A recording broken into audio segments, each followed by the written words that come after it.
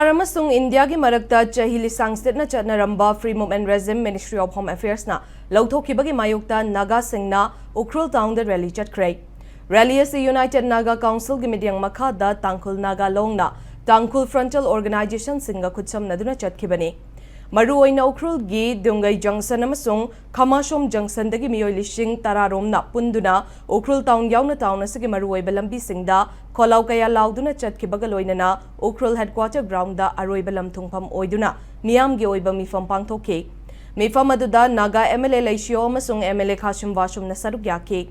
Saruk yakiba Naga luchingba singna handak India laingak na matam kaya dagi yumthang nariba Myanmar ga thingba mata yaudana chakthok chatsin tawbada thingjin kibabu yaning daba phongdok na ki amadi India laingak ki thaurang simak Naga singi right mat pani haiba wafam sing phongdok na ki.